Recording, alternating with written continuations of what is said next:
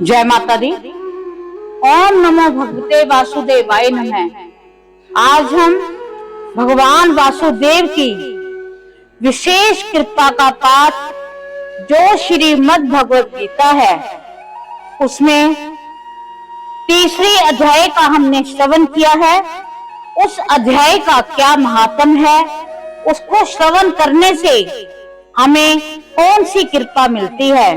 तो चलो तीसरे अध्याय के महात्म्य को श्रवण करें।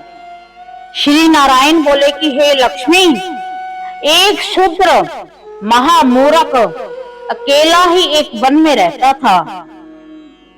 अनर्थों से उसने बहुत सा द्रव्य इकट्ठा किया। किसी कारण से वह सब द्रव्य जाता रहा। अब वह शूद्र बहुत चिंतित रहने लगा। किसी से पूछता कि ऐसा उपाय बताओ जिससे पृथ्वी से गड़ा धन मुझे मिले। किसी से पूछता कोई अंजन बताओ जिसे लगाने से पृथ्वी में गड़ा द्रव्य दिखने लगे। तब किसी ने कहा कि मांस मदिरा खाया पिया कर। तब वह खोटा कर्म करने लगा, चोरी करने लगा। एक दिन धन की लालसा कर चोरी करने गया, मार्ग में चोरों ने मार दिया। तदंतर उसने प्रेत की योनि पाई। उस प्रेत योनि में उसे बहुत दुख हुआ। एक वट वृक्ष पर रात दिन चिल्लाया करता कि कोई ऐसा भी है जो मुझे इस अधम देह से छुड़ावे। कुछ समय बाद शूद्र की स्त्री से पुत्र जन्मा। जब उसका पुत्र बड़ा हुआ तो एक दिन अपनी माता से उसने पूछा कि मेरे पिता क्या व्यापार करता था और उनका देहांत किस प्रकार हुआ। तब उसकी माता ने कहा कि हे बेटा, तेरे पिता के पास बहुत द्रव्य था, वह सब यूं ही जाता रहा। वह धन के चले जाने से बहुत चिंतित रहने लगा।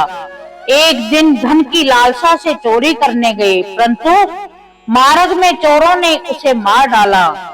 तब बेटे ने कहा कि हे माता, उनकी गति कराई थी? माता ने कहा नहीं कराई। बेटे ने पूछा हे माता, उनकी गति करानी चाहिए। माँ ने कहा अच्छी बात है। तब वह पंडितों से पूछने गया और जाकर प्रार्थना की कि हे स्वामी, मेरा पिता एक दिशा में जाकर मृत्यु को प्राप्त हुआ, अतः उसका उद्धार किस तरह होवे। पंडितों ने कहा तू गया जी जाकर उसकी गति कर, तब पितरों का उद्धार होगा। यह सुन उसने माता की आज्ञा लेकर गया जी को गमन किया। प्रयागराज का दर्शन स्नान करके आगे को चला। रास्ते में एक वृक्ष के नीचे बैठ गया। वहां उसको बड़ा भय प्राप्त हुआ। यह वही वृक्ष था जहां उसका पिता प्रेत योनि प्राप्त हुआ था। उस जगह चोरों ने उसको मारा था। तब उस बालक ने अपना गुरु मंत्र पढ़ा। उसका एक और नियम था कि वह एक अध्याय श्री गीता जी का पाठ नित्य किया करता था।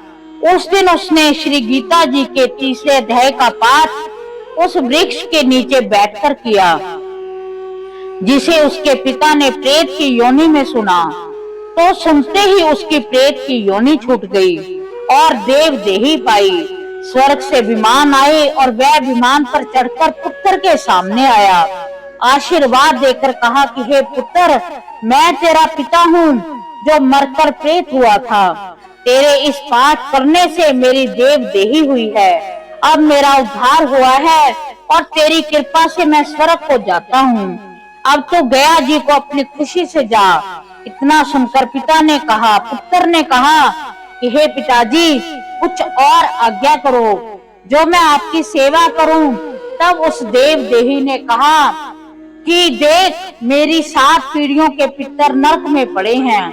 अब तू श्री गीता जी के तीसरे अध्याय का पाठ करके उनको भी इस दुख से मुक्ति प्रदान कर। इतना वचन कहकर जब वह देव देही स्वर्ग को गई, तब उस बालक ने वहीं पर पुनः गीता जी के तीसरे अध्याय का पाठ किया और सब पितरों को उसका पुण्य देकर वैकुंठगामी किया।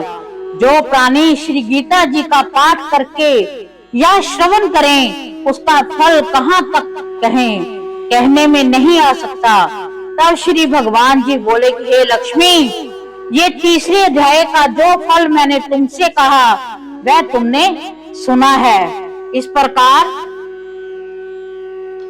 हमने श्रीमद् भगवत गीता के 3 अध्याय के महात्म्य को सुना, जिसके सुनने मात्र से हमें पता चला कि श्री गीता जी के 3 अध्याय का महात्म्य क्या है। 3 अध्याय को श्रवण करने मात्र से जो पूर्वज प्रेत योनि में भी थे, उनके पूर्वज मुक्त हुए। तो श्राद्ध पक्ष में इस पाठ का बहुत अधिक महत्व है। तो हम भगवान वासुदेव से प्रार्थना करते हैं कि आपने हमें इतना पावन पाठ करने का अवसर दिया, आपने हमें आज्ञा दी, क्योंकि आपकी आज्ञा के बिना तो पत्ता भी नहीं हिलता। तो हे वासुदेव, हम आपसे प्रार्थना करते हैं कि आप हमारे पाठ को स्वीकार करें, अपना विशेष आशीर्वाद हम पर बनाए रखें। तो सभी श्रोता जो इस पाठ को सुन रहे हैं, सभी के लिए है कि अगर श्राद्ध पक्ष में गीता के पाठ को श्रवण भी किया जाता है तो उसका अनेकों फल मिलता है। तो ये कोई कहने वाली बात नहीं है, ये श्री गीता जी के अध्यायों में ही लिखा है। तो हम वासुदेव से एक बार फिर प्रार्थना करते हैं कि हे वासुदेव, हम पर अपनी विशेष कृपा बनाए रखना। इसी के साथ जय माता दी। ओम नमो भगवते वासुदेवाय नमः।